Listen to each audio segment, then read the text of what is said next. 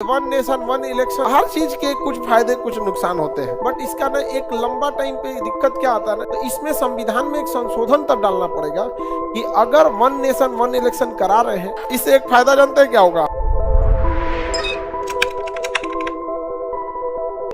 देखिए, one nation one election जो है वो एक तरह से अच्छा है, बट इसका ना एक लंबा टाइम पे दिक्कत क्या आता है ना, जैसे मान के चलिए 28 राज्यों में एक ही साथ ईवीएम हम लगाते ही हैं, तो सिक्योरिटी तो हम देते ही हैं, सिक्योरिटी का बड़ा खर्चा आता है और उस दिन छुट्टी देनी पड़ती है इलेक्शन के दिन वहां पे। तो होता क्या है कि वहीं 2 ईवीएम लगा दे कि भैया इस वाले पे आप सेलेक्ट कर लीजिएगा प्रधानमंत्री यानी लोकसभा का, और इस वाले पे मुख्यमंत्री के लिए विधानसभा का। एक ही बार में खर्च खत्म हो जाएगा, नहीं खत्म हो जाएगा, एक ही बार में खत्म हो जाएगा। तो ये अच्छा रहता है, कॉस्ट इफेक्टिव रहता है। लेकिन जैसे मान के चलिए कि सबका वन नेशन वन इलेक्शन हो गया, लेकिन कई बार ऐसा होता है कि 28 राज्य जो हैं उनमें कुछ राज्य में आपातकाल लागू हो जाता है या सरकार समय से पहले ही गिर जाती है, जिसे मिड टर्म इलेक्शन कहा जाता है।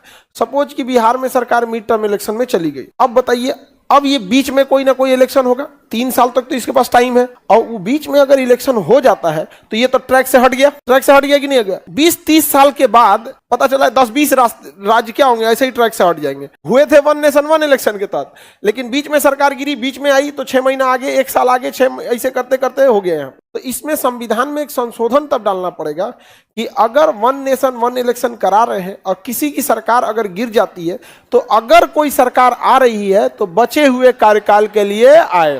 तो ये बहुत बड़ा संशोधन जाएगा, क्योंकि इस संशोधन से राज्य सरकार प्रभावित होंगे, और जिस संशोधन से राज्य सरकार प्रभावित होते हैं उसमें आधे से अधिक राज्यों की सहमति आवश्यक है। उसे आधे से ज्यादा राज्यों को राजी कराने में कोई दिक्कत नहीं होता है।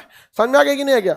बाकी इधर उधर राज्य भी अपना संपर्क बनाए रहते हैं सब केंद्र सरकार से। बहुत सारे राज्य केंद्र से उलझना नहीं चाहते हैं, क्योंकि फिर केंद्र उलझाएगी तो केंद्र के पास पावर ज्यादा है, सीबीआई है, ईडी है, इनकम टैक्स है, और कौन चीज वो नया घूम रहा है, नहीं समझ आया, बहुत सारी चीजें हो जाती है। केंद्र एक्स्ट्रा बजट देना रोक देगा, योजनाएं रोक देगा, तो केंद्र से आप नहीं बैर रख सकते। इलेक्शन तक ही बैर रखना चाहिए। एक समझदार सरकार क्या करती है, इलेक्शन में आपको जितना बोलना है कि भैया केंद्र में ये है वो है, खत्म इलेक्शन, अब काम पे लग जाओ। समझ में आ गया कि नहीं। अब जैसे हम लोग 17 साल से मांग रहे हैं बिहार विशेष राज्य के लिए, आप नहीं देना चाहते हो विशेष राज्य, तो हमको विशेष पैकेज दे दो। नहीं देना चाहते हो विशेष योजना दे दो। नहीं देना चाहते हो कोई बात नहीं, हम 10 गो हाईवे बना के देते हैं, तुम ही बना दो। हम अपने लिए थोड़े मांग रहे हैं बिहार राज्य कि हमारे मुख्यमंत्री अपने घरे ले जाएंगे। कुछ 17 साल से छुट्टी ना लिए हुए हैं। अरे नीतीश कुमार कोई छुट्टियां नहीं लेते, कहां जा रहे हैं वो छुट्टी उट्टी लेके, आप अपना काम कर रहे हैं।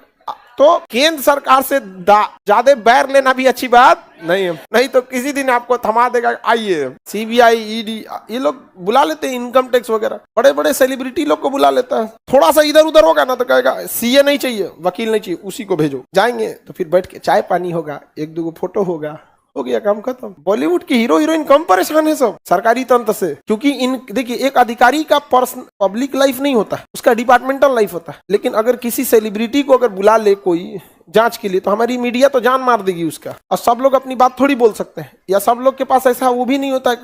कई आदमी दिमाग में बैठा है कि आदमी ये गलत है, नहीं समझ में। जैसे सुशांत सिंह राजपूत का मैटर हुआ था, 8-10 आदमी लपटा गए थे, गुनहगार तो कोई एक ही होगा, लपटाए थे लोग तो अच्छा खासा यहाँ पे। और सुशांत सिंह राजपूत के साथ हुआ भी गलत था। तो 1 रैंक 1 पेंशन समझ में आ गया। पेंशन नहीं जी, one nation one election, one nation one. इससे एक फायदा जानते हैं क्या होगा, जिसका लहर रहेगा ना हर जगह वही आएगा यहाँ पे। समझे, चौपट होगा तो एक के बार में हर जगह से चौपट हो जाएगा। तो सब में ये हर चीज के कुछ फायदे कुछ नुकसान होते हैं।